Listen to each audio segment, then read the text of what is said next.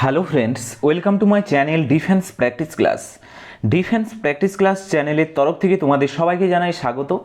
প্রত্যেক দিনের মতো আজকেও চলে এসেছি আরেকটি নতুন ক্লাস নিয়ে।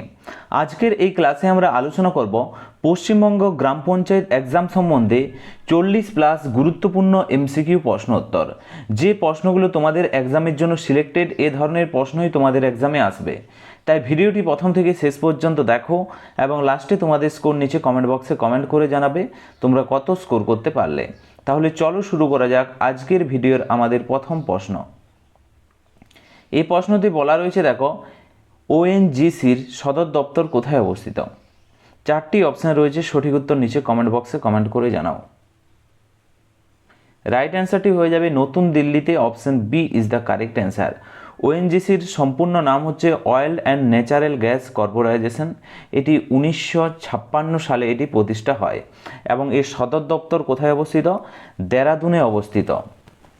দেরাদুনে অবস্থিত ওএনজিসির। এর আগে সদর দপ্তর ছিল, আগে যদি বলা হয় মনে রাখবে, আগে সদর দপ্তর ছিল দেরাদুনে এবং বর্তমানে এটি স্থানান্তরিত হয়ে দিল্লিতে এর সদর দপ্তর রয়েছে এখন। ওকে, এটা মনে রাখবে। নেক্সট হচ্ছে 2 নম্বর প্রশ্ন। 1974 খ্রিস্টাব্দ কী জন্য বিখ্যাত? খুবই গুরুত্বপূর্ণ প্রশ্ন। 1974 খ্রিস্টাব্দ। সঠিক উত্তরটি হয়ে যাবে অপশান এ। প্রথম পারমাণবিক বিস্ফোরণ ঘটানো হয় 1974 সালে। ডেনটি মনে রাখবে 18ই মে 1974 সালে রাজস্থানের পোখরানে ভারতের প্রথম সফল পারমাণবিক পরীক্ষা চালানো হয়, যার কোড নেম ছিল স্মাইলিং বুদ্ধ। নেক্সট হচ্ছে 3 নম্বর প্রশ্ন। মেট্রিক পদ্ধতি কবে চালু হয়? সঠিক উত্তরটি হয়ে যাবে অপশান বি। 1957 সালে মেট্রিক পদ্ধতি চালু হয়। নেক্সট হচ্ছে 4 নম্বর প্রশ্ন। দেখো, র্যামের পূর্ণরূপ কি? Full form of RAM. সঠিক উত্তরটি হয়ে যাবে র্যান্ডম অ্যাক্সেস মেমোরি। সঠিক উত্তরটি হয়ে যাবে option D. Random access memory হচ্ছে র্যামের ফুল ফর্ম।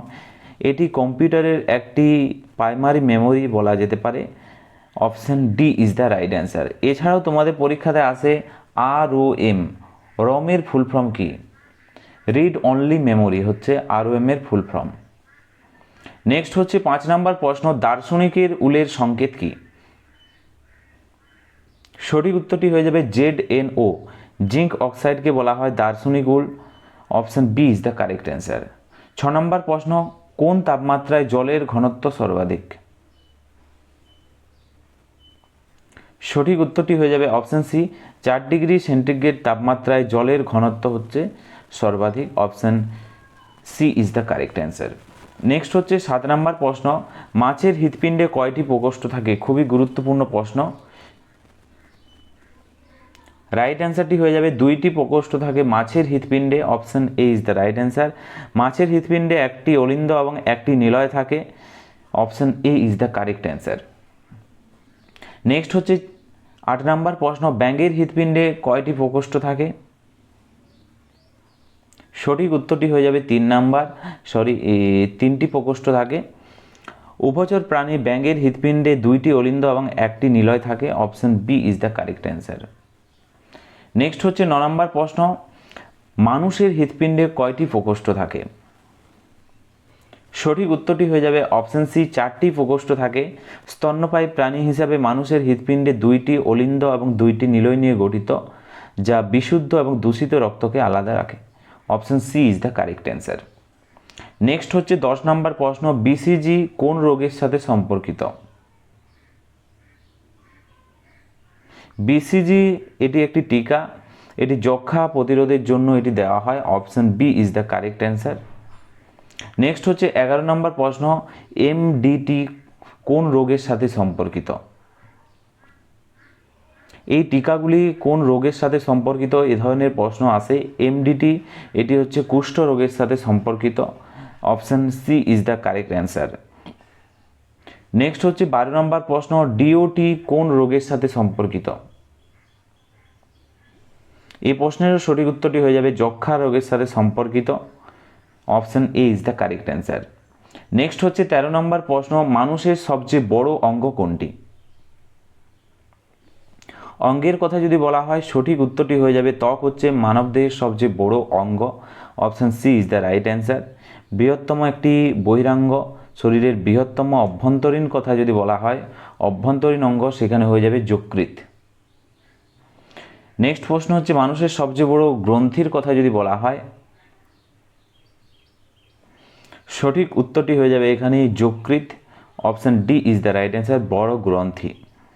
এবং মনে রাখবে এটি পিত্তরস তৈরি করতে সাহায্য করে। নেক্সট হচ্ছে 15 নম্বর প্রশ্ন, মানুষের সবচেয়ে বড় অস্থি কোনটি? সঠিক উত্তরটি হয়ে যাবে ফিমার হচ্ছে সবচেয়ে বড় অস্থির নাম। এটি মানুষের উরুর অস্থি এবং শরীরের দীর্ঘতম এবং শক্তিশালী হাড়। নেক্সট হচ্ছে 16 নম্বর প্রশ্ন, মানুষের সবচেয়ে ছোট্ট অস্থি কোনটি? সঠিক উত্তরটি হয়ে যাবে অপশান বি, স্টেপিস হচ্ছে মানবদের সবচেয়ে ছোট্ট হাড়। নেক্সট হচ্ছে 17 নম্বর প্রশ্ন, শুষ্ক বরফ কি? সঠিক উত্তরটি হয়ে যাবে অপশান ডি, কঠিন কার্বন ডাইঅক্সাইডকে বলা হয় শুষ্ক বরফ। কঠিন কার্বন ডাইঅক্সাইডকে শুষ্ক বরফ বলা হয়, এটি তরল না হয়ে সরাসরি গ্যাসে পরিণত হয়। নেক্সট হচ্ছে 18 নম্বর প্রশ্ন, জাহাঙ্গীরের স্ত্রীর নাম কি ছিল? ইতিহাসের গুরুত্বপূর্ণ প্রশ্ন, জাহাঙ্গীরের স্ত্রীর নাম হচ্ছে মনে রাখবে Mehrunnisa, option B is the correct answer. যিনি নূরজাহান নামেও পরিচিত, অর্থাৎ জগতের আলো নূরজাহান কথার অর্থ, জাহাঙ্গীর তাকে এই উপাধিটি দিয়েছিল। নেক্সট হচ্ছে 19 নম্বর প্রশ্ন, কৌটিল্যের আসল নাম কি? বিভিন্ন যে মহান ব্যক্তি রয়েছে তাদের আসল নাম সম্বন্ধেও প্রশ্ন আসে। এখানে সঠিক উত্তরটি হয়ে যাবে চাণক্য বা Vishnugupta, option A is the right answer, কৌটিল্যের আসল নাম। কৌটিল্য চন্দ্রগুপ্ত মৌর্যের প্রধানমন্ত্রী এবং গুরু ছিলেন। তার বিখ্যাত গ্রন্থের কথা যদি বলা হয় অর্থশাস্ত্র, অর্থশাস্ত্র হচ্ছে চাণক্য বা কৌটিল্যের বিখ্যাত একটি গ্রন্থ, option A is the correct answer. Next হচ্ছে 20 নম্বর প্রশ্ন, ভারতের দক্ষিণতম বিন্দু কোনটি? দক্ষিণতম বিন্দু হচ্ছে Indira Point, option B is the right answer. Indira Point Andaman ও নিকোবর দ্বীপপুঞ্জে অবস্থিত। তবে ভারতের মূল ভূখণ্ডের যদি দক্ষিণতম বিন্দু বলা হয় সেখানে হয়ে যাবে কন্যাকুমারী। 21 নম্বর প্রশ্ন হচ্ছে লোকসভার সদস্য কত বছরের জন্য নির্বাচিত হয়? লোকসভার সদস্য 5 বছরের জন্য, option B is the correct answer. Lok Sabha হলো ভারতের সংসদের সর্বনিম্ন কক্ষ এবং উচ্চ কক্ষ হচ্ছে রাজ্য, এবং এর কার্যকাল হচ্ছে 5 বছর। 22 নম্বর প্রশ্ন হচ্ছে 2011 সালের আদমশুমারি অর্থাৎ জনগণনা কততম?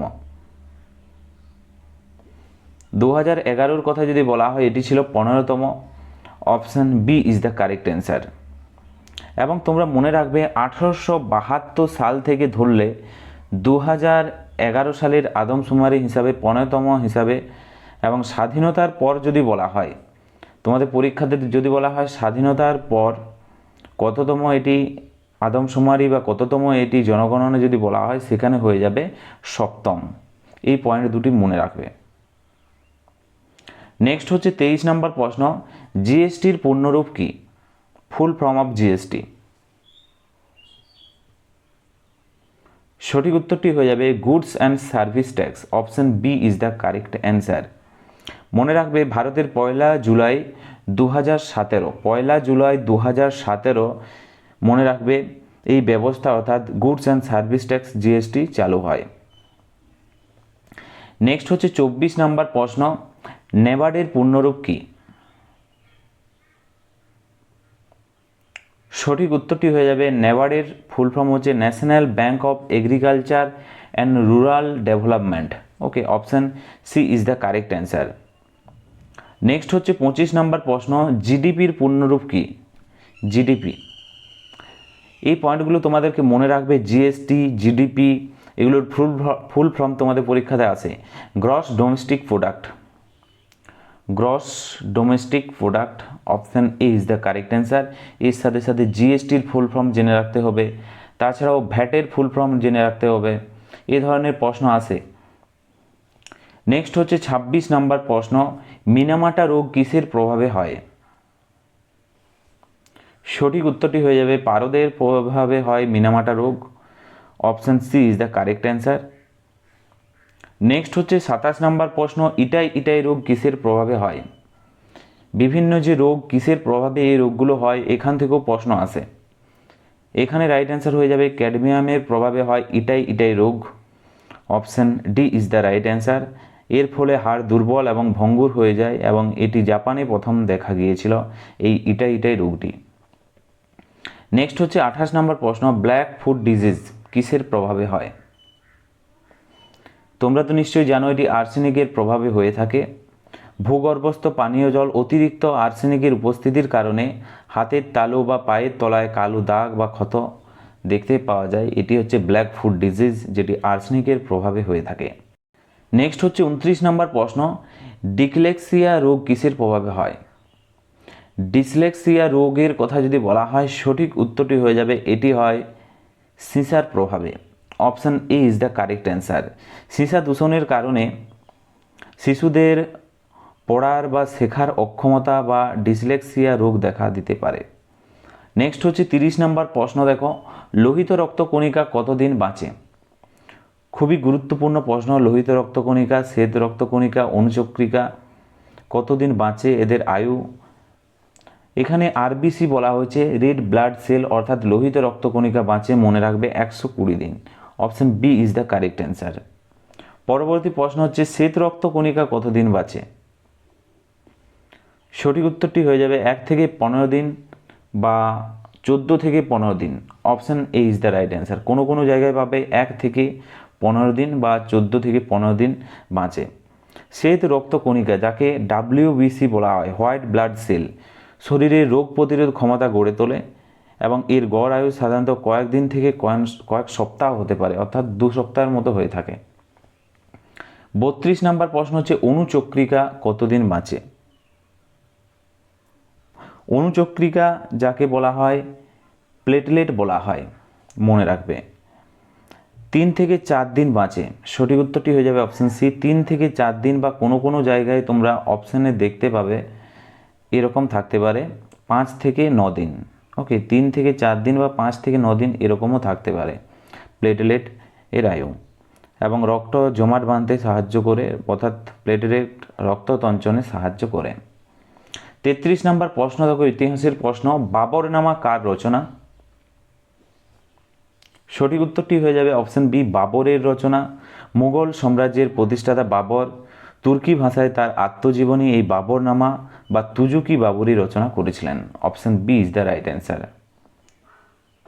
এছাড়াও তোমরা নিচে কমেন্ট বক্সে কমেন্ট করো যে আকবরনামা কে রচনা করেছিলেন, হুমায়ুন নামা কে রচনা করেছিলেন।